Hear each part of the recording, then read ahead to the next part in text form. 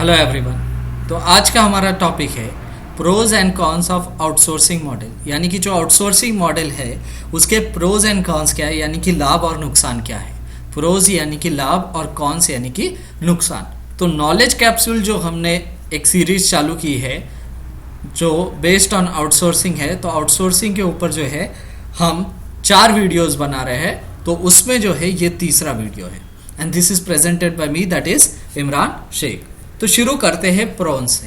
Pros यानी कि लाभ। तो लाभ क्या है आउटसोर्सिंग के? For India the huge supply of IT and engineering graduates and English skills remain a plus point. तो इंडिया के अंदर जो है हम बहुत अच्छे और बेहतर आईटी इंजीनियर्स पैदा कर सकते हैं, और क्योंकि हमारी कॉलोनियल हिस्ट्री रही है, यानी कि अंग्रेज़ों ने हम पर राज किया है, इसीलिए हमारे इंग्लिश स्किल्स जो है कंपेयर टू चाइना, वियतनाम जो है इनसे अच्छे हैं। The best combination for a MNC to set up a factory elsewhere is. तो जो एक बहुराष्ट्रीय कंपनी होती है उसके लिए जो है एक बेस्ट कॉम्बिनेशन क्या होना चाहिए, तो उसके ये 4 पॉइंट्स है। ये 4 पॉइंट्स आपको, ये 4 चीज़ें आपको ध्यान रखनी है, जो अगर ये चीज़ें आ जाए तो वो एक बेहतर मतलब प्रॉफिटेबल एमएनसी बन सकती है। तो कॉम्पिटिटिव प्राइस, जिसे हम हिंदी में प्रतिस्पर्धी मूल्य कहेंगे। उसके बाद जो है हाई स्किल्ड लेबर्स, यानी कि लेबर जो है हाई स्किल्ड वहाँ अवेलेबल होने चाहिए। क्लोज एकेडमिक पार्टनरशिप्स, यानी कि घनिष्ठ शैक्षणिक भागीदारियां, और बिजनेस फ्रेंडली गवर्नमेंट्स, और गवर्नमेंट जो है बिजनेस फ्रेंडली होनी चाहिए। अब तक जो है इंडिया की जो गवर्नमेंट है वो बिजनेस फ्रेंडली नहीं थी। रेड टेपिज्म यहाँ बहुत था, यानी कि जो गवर्नमेंट के बहुत सारे परमिशंस लेने पड़ते थे, और ये जो चीज़ें हैं काफ़ी जो है एक लंबी प्रोसेस हुआ करती थी। इसीलिए जो है अभी जब मोदी सरकार आई तो उन्होंने वादा किया कि हम रेड टेपिज्म को हटाएंगे और ईज ऑफ डूइंग बिजनेस जो है उसकी रैंकिंग में इंडिया जो बहुत नीचे आता है उसे टॉप 50 में हम लाने की कोशिश करेंगे। तो ये 4 चीजें आपको ध्यान रखनी चाहिए। The internet has enabled instant low cost outsourcing in certain areas. तो इंटरनेट की वजह से जो आईटी की आउटसोर्सिंग है वो बहुत ज़्यादा बढ़ गई है, क्योंकि कनेक्टिविटी बहुत आसानी से हो रही है। नेक्स्ट है न्यू ऑप्शंस आर एमर्जिंग। अब जो है नए ऑप्शंस एमर्ज हो रहे हैं। फिलीपींस जो है, the Philippines has taking a lot of BPO working due to cultural affinity with the US. तो 2010 का जब रिपोर्ट आई थी तो उसमें जो है 60% ऑफ द वर्क जो केपीओ बीपीओ का था वो इंडिया के पास आता था। लेकिन अब धीरे धीरे जो है ये जो काम है बीपीओ का ये फिलीपींस के पास जा रहा है। फिलीपींस जो है पहले एक स्पेनिश कॉलोनी थी, बाद में उसके बाद जो है यूएस की कॉलोनी बनी 1946 तक। तो उनकी जो कल्चरल एफिनिटी है वो यूएस से काफ़ी जुड़ी हुई। यहाँ के लोग बेसबॉल पसंद करते हैं और उनके खाने की पद्धति, रहने की पद्धति, तो ये जो चीज़ें हैं उसकी वजह से जो है बीपीओ का बहुत सारा काम फिलीपींस की तरफ जा रहा है। तो फिलीपींस के बारे में थोड़ा देख लेते। Made up of 7000 islands. तो ऐसे छोटे छोटे आइलैंड से 7000 आइलैंड्स मिला के फिलीपींस का देश बना है। लोकेटेड इन वेस्टर्न पैसिफिक, ये वेस्टर्न पैसिफिक में लोकेट हुआ है। Right on the ring of fire, ring of fire के ऊपर बसे होने की वजह से यहाँ बहुत सारे भूकंप होते हैं। 1898 तक ये स्पेनिश कॉलोनी थी, उसके बाद 1946 तक ये यूएस कॉलोनी रही, और 10.2 करोड़ जो है इसकी जनसंख्या है। अब देखते हैं कॉन्स क्या थे, यानी कि इसके जो है नुकसान क्या outsourcing. For global MNC, countries like Vietnam, Indonesia and Philippines offer low wages for skilled labor but not the scale, efficiency and supply chain that China does.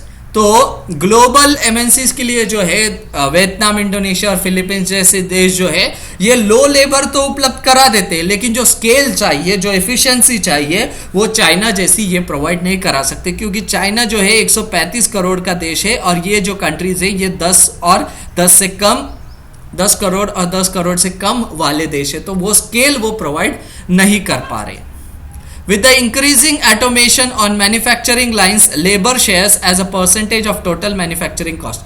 तो ऑटोमेशन जैसे जैसे बढ़ रहा है तो उसकी वजह से जो है लेबर शेयर घट रहा है. आप देख सकते हैं कि 10 से 12 लोगों की कंपनी पूरा मैन्युफैक्चरिंग यूनिट चला रही है. पहले जहां 1000-2000 लोग लग रहे थे वो आप 10-12 लोगों में ही पूरा मैन्युफैक्चरिंग यूनिट चल रहा है, ये ऑटोमेशन की वजह से. तो ये आउटसोर्सिंग का अभी इंपॉर्टेंस घट रहा है. Sudden natural calamities and Wars disturb the long supply chain. तो पहले क्या होता था, यूएस में कंसेप्ट रिसर्च एंड डेवलपमेंट हुआ, फिर वियतनाम के अंदर एक प्रोडक्ट बना, फिर उसको फिलीपींस गया, फिलीपींस ताइवान गया, ताइवान से चाइना गया, और फिर फाइनल जो असेंबलिंग है यूके में हुई. ये एक ऐसा सप्लाई चेन पूरा रहती है प्रोडक्ट की. लेकिन अगर फिलीपींस में ही ये भूकंप हो गया तो ये पूरी सप्लाई चेन जो है ये टूट जाती है.